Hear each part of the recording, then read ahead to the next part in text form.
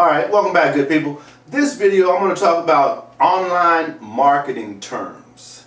Now, I told you on previous videos how important it is to understand the marketing game.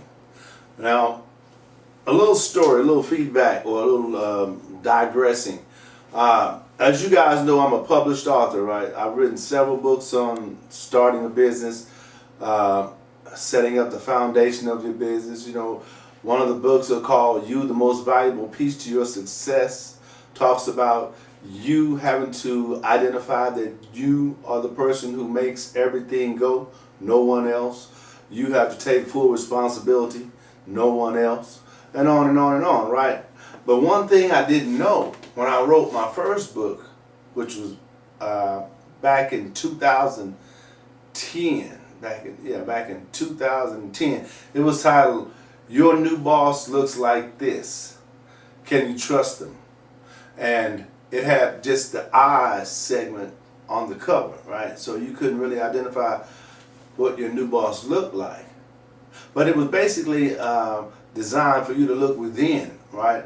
For you to look within to see if you being an entrepreneur, if you're ready to be your own boss, right? So when I wrote that book, I said, wow, it's so difficult. It's going to be so difficult to write this book, but I always felt that everybody had at least one book in them, right? And I still feel that way to this day. I believe that if I sit down with you with a pen and a pad and ask you a series of questions, I can come up with a small ebook within, let's say 10 to 15 days, just talking to you, not ever knowing you, just talking to you, you sharing information, right? I could record it, have someone transcribe it, and within a short period of time, you have a product. That's a product. You have to look at being an entrepreneur in the 21st century is you're creating things. It's like creating money. It's like making money that didn't exist, creating money from poof, right? Just from here. That's why it's called intellectual property, because it comes from your mind. When it comes from your mind, it doesn't exist yet. So once you create it, it's yours, unless you give that right to someone else for money, right? You'll do that sometimes you won't. But you can always, that's always an option for you, because you think about large companies understand that game, and if your idea or your product or your service is fantastic, they want to own that because they can make money from that. See, never get business misunderstood. There are levels of business. Now, me talking to you about setting up the foundation of your business, that conversation will be very different with someone when you're talking about selling a business that you've owned for 15 years and has generated $35 million. That conversation is totally different. But that's still the business world. That's still a conversation that you may have to have one day if you grow to be as successful as that, right?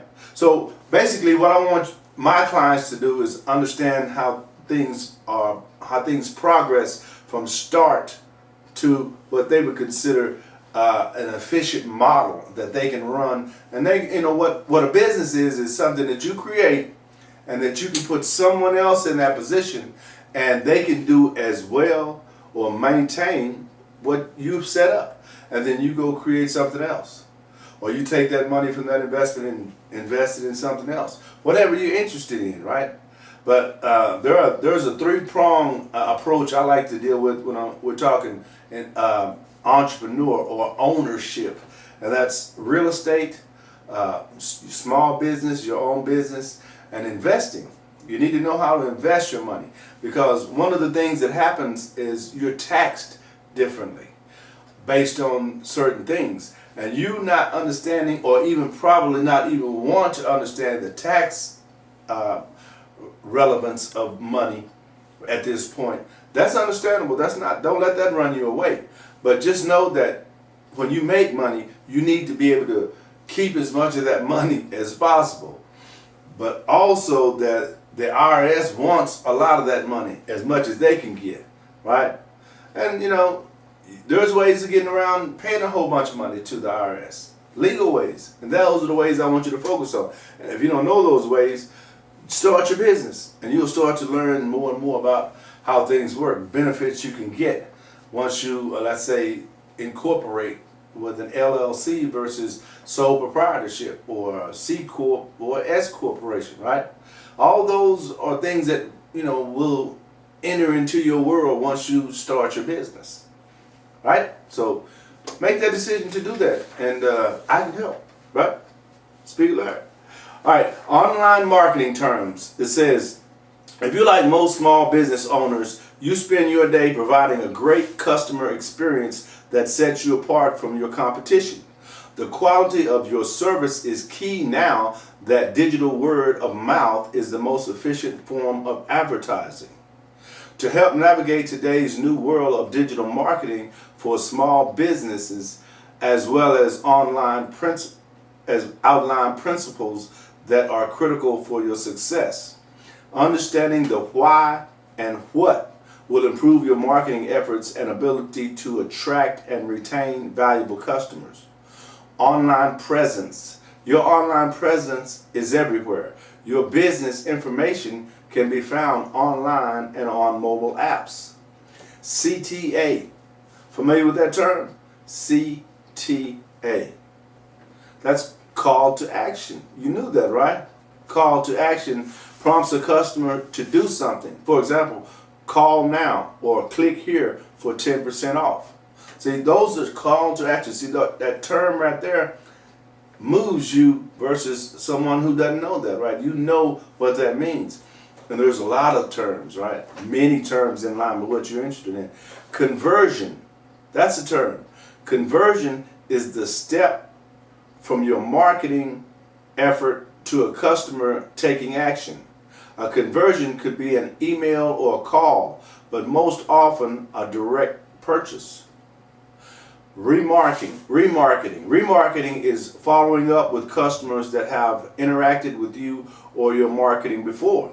For example, sending email or a text message to existing customers with the goal of building loyalty or getting referral feedback and reviews.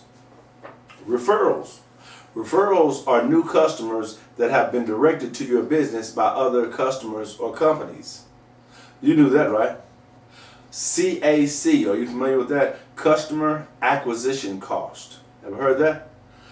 Customer acquisition cost refers to the dollar amount spent to acquire a new customer. For example, if you work with a marketing service that you pay $100 and because of their work, they deliver 5 new customers, your CAC or customer acquisition cost marketing efforts is $20.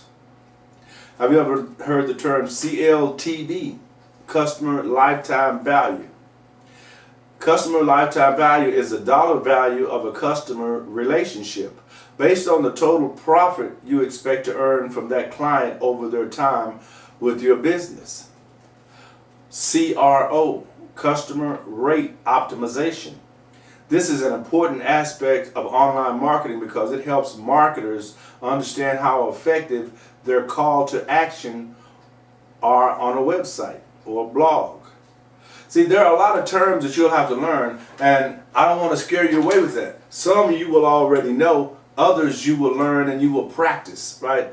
But as you get better at understanding what these mean, which is, it's not asking you to do anything that other people hadn't had to do either for their business. So you want to be sharp, you want to be knowledgeable, you want to get some experience under your belt.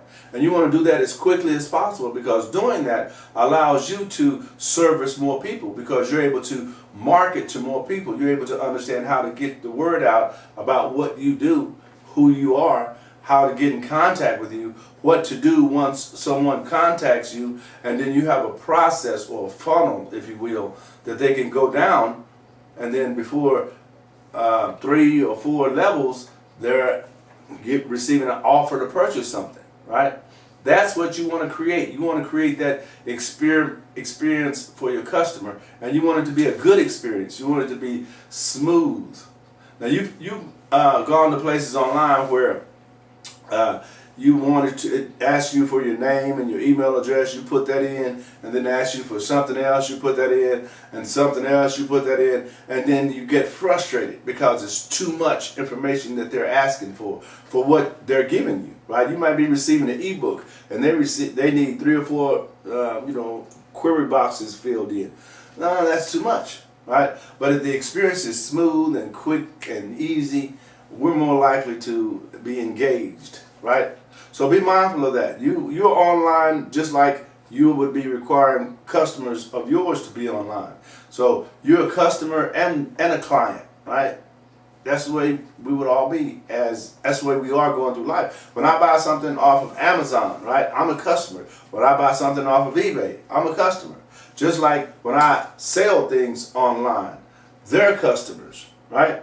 I'm the owner of that system that they're buying from. So that generates an income for my process or my system, right? And that's what you want. You want that to be a smooth process, and you can just interchange products whenever you want. You can find out what's trending and upload that to different places, and what's trending means people are buying, right?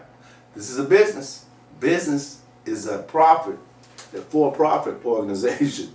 You need to make money, right? But it can be fun, because it is for me.